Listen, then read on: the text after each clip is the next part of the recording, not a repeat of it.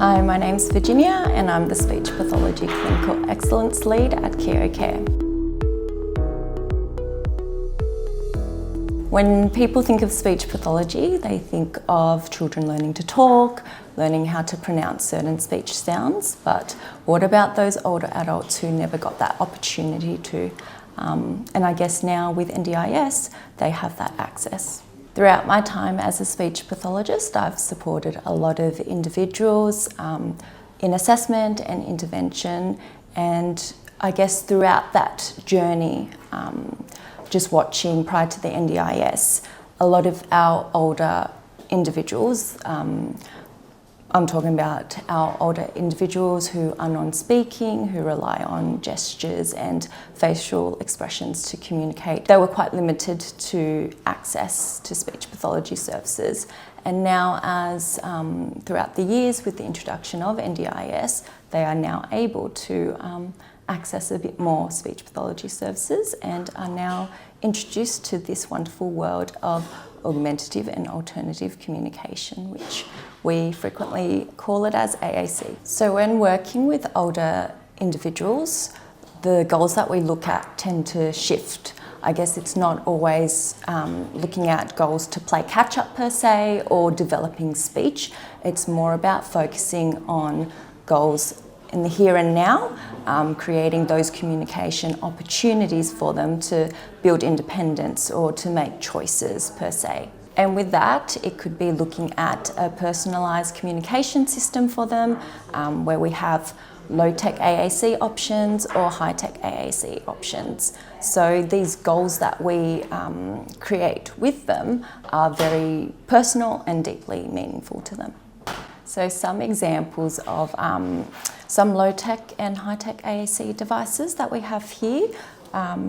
So with low-tech, meaning it's not electronic based, and it could be like a visual chart of just letting them know what they're doing as a visual schedule, or they could actually create it themselves. They could pop on what they're wanting for the day. So if someone wants to do some cooking and then eating and drinking and then toilet, washing hands and then going to bed. Even some low-tech simple options could just be a simple alphabet board where they're able to sort of let us know what words they're trying to spell, and alphabet boards sort of range in different styles. It's very personal to them. Or even a simple visual of letting others know what they want. So whether it's, wanting to do a special activity or wanting some music, they're able to use this and communicate that that's what they want to do. And then we've got some high-tech devices. So with high-tech devices, they're more technology-based systems, and some examples are these switches that we could introduce to the participants. So with that, we've got switches if they want to go to the shops, they could pick it, press it and go, yep, that's what I want to do today, or even go for a drive. Or if they want, they could Beach. go beach.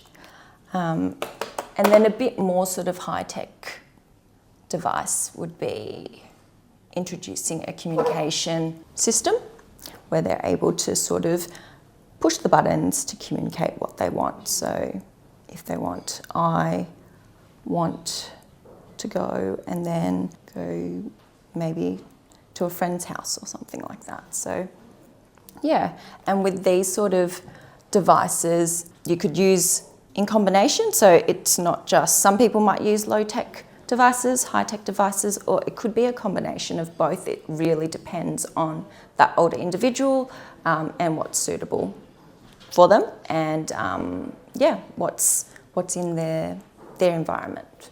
So with all these devices, our speechies would trial and implement them with that older individual, and I guess it's so rewarding watching them finally use it and feel empowered simply just to either make a choice of what they want to do in their day-to-day life, or even ordering something simple from the menu at a cafe.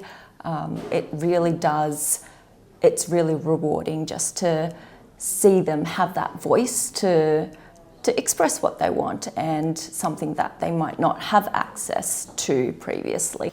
So for me, a particular example that I worked with the participant and we implemented this communication device with them, and this person loved going to the zoo, enjoyed all the animals, and we were able to use this device to talk about all the animals that they saw at the zoo, and that was really empowering to sort of watch them and just their eyes light up when they were able to match what they saw with what was on the device. So yeah, I would say that's just a really powerful moment to watch. Supporting older and non-speaking individuals, it's a lifelong journey, but it's never too late to start. It's never too late to find your voice, and it's never too old to start learning.